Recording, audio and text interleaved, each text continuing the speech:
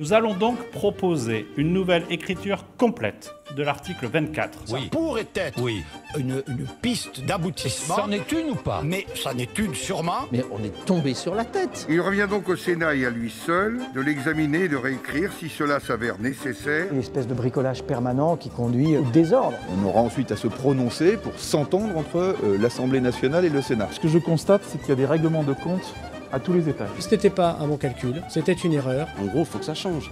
L'exécutif qui piétine allègrement l'Assemblée et le Sénat pour sauver l'article 24, on en parle tout de suite dans le numéro 97 du Petit Coup de Bourbon. Mais auparavant, un mot sur le Petit Coup de Bourbon de la semaine dernière. Pour des raisons que nous ignorons, YouTube a interdit celui-ci aux mineurs. Résultat, l'algorithme a cessé de le mettre en avant. Ce qui explique que certains d'entre vous ont eu des difficultés à retrouver l'émission ou à s'y connecter. Espérons que le sort du Petit Coup de Bourbon de cette semaine sera différent.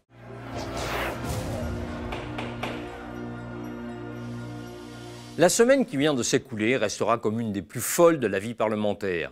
Jamais dans l'histoire agitée de la Ve République, un président et son Premier ministre n'avaient autant brutalisé les institutions. Surpris par la mobilisation inattendue contre l'article 24 de la loi de sécurité globale, mobilisation qui est venue renforcer le télescopage des images du tabassage de journalistes et du producteur Michel Zecler, l'Élysée et Matignon cherchent une sortie. C'est Emmanuel Macron lui-même qui a promis aux syndicats policiers que l'on ne pourrait plus diffuser l'image des forces de l'ordre en action. Prisonnier de cet engagement, le pouvoir ne veut pas retirer le texte. Alors, il s'invente des solutions.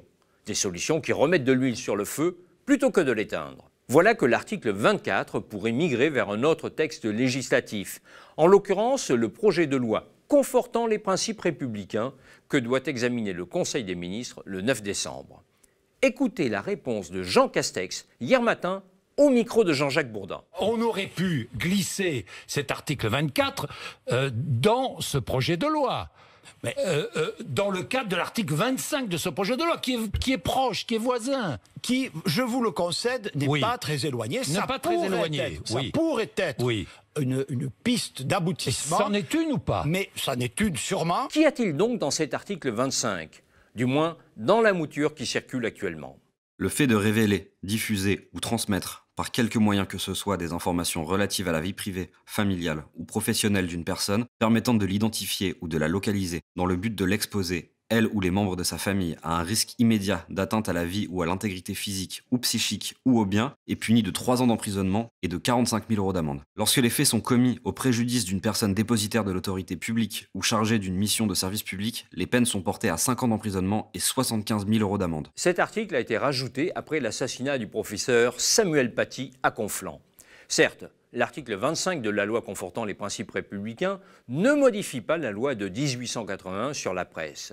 Mais il reste dangereux pour la liberté d'informer, car tout policier pourra utiliser ce texte pour s'opposer à la capture de son image ou exiger réparation après que celle-ci a été diffusée. Mais pour l'instant, l'article 24 fait encore partie de la loi sur la sécurité globale. Officiellement, la majorité travaille sur une nouvelle rédaction. L'affaire commence jeudi de la semaine dernière. Jean Castex annonce la création d'une commission indépendante chargée de proposer une nouvelle écriture de l'article 24. Député depuis 1993, Charles de Courson est encore abasourdi par cette initiative. On a négocié avec les membres de la majorité un brillant article 24 qui était ni fait ni à faire, qui est liberticide, qui s'attaque à la liberté d'expression. À peine il est voté, avec bien du mal, parce qu'il y a eu, y compris dans la majorité, des abstentions et des votes contre, qu'on explique qu'on va demander au président de la Commission nationale des droits de l'homme de faire un nouveau texte. Mais on est tombé sur la tête. Le tollé est général.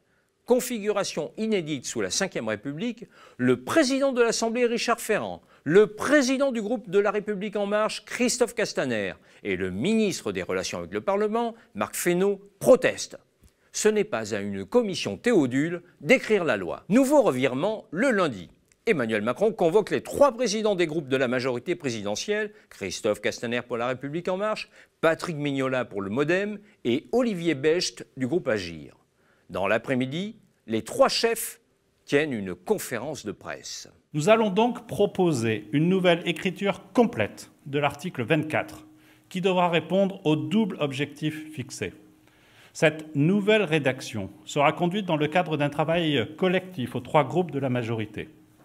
Force est de constater qu'aujourd'hui, le choix légistique que nous avons fait a laissé s'installer un trouble, si ce n'est même la conviction parmi la population que le droit d'informer, que le droit à l'information, que l'exercice même du contrôle légitime des actions de police était menacé. L'opposition, elle, est consternée. On en a vu des choses, et on a été nous aussi dans la majorité. Mais de voir un article qui va être réécrit par une commission d'abord indépendante, puis ensuite une commission simplement composée de 3 députés dont le président de groupe de la majorité, c'est insensé, c'est l'irrespect du Parlement, c'est l'amateurisme à tous les étages. Il y a quelques jours, le Premier ministre proposait une commission de réécriture de l'article 24. Il s'est fait quand même un peu souffler dans les bronches par ses propres troupes. Là, c'est la majorité, la majorité de l'Assemblée nationale, alors que l'article est au Sénat, qui propose de le suspendre, de le réécrire. Bon, vous voyez l'espèce de bricolage permanent qui conduit au désordre. Boris Vallaud vient de le rappeler, la proposition de loi est désormais entre les mains du Sénat. Il n'est plus possible de la modifier. D'ailleurs, profondément agacé, le président du Sénat, Gérard Larcher, met les points sur les i. Le Parlement est composé de 2 assemblées qui détiennent exactement les mêmes prérogatives dans l'initiative et l'élaboration de la loi. L'Assemblée nationale ne pouvant statuer définitivement qu'après échec éventuel de la commission mixte paritaire et une nouvelle lecture dans chaque assemblée. Je dois donc rappeler au groupe de la majorité de l'Assemblée nationale que la proposition de loi dont il souhaite travailler à la réécriture partielle a été transmise au Sénat depuis le mardi 24 novembre dernier, après que les députés l'aient adoptée. Il revient donc au Sénat et à lui seul de l'examiner et de réécrire, si cela s'avère nécessaire, une ou plusieurs de ces dispositions. Après l'examen du texte par le Sénat, il reviendra alors au gouvernement de convoquer une commission mixte paritaire ou de décider la poursuite de la navette en prévoyant une 2e lecture dans chaque assemblée, ce qui ne me paraît jamais inutile pour des textes complexes. Au même moment, à l'Assemblée, Patrick Mignola, le président du groupe MoDem, s'exprime devant les caméras. Il faut que le Sénat écrive sa propre version du texte, et j'ai entendu ce week-end Philippe Bas expliquer qu'il allait faire une version plus solide. On aura ensuite à se prononcer pour s'entendre entre l'Assemblée nationale et le Sénat. Et donc on va faire notre version aussi.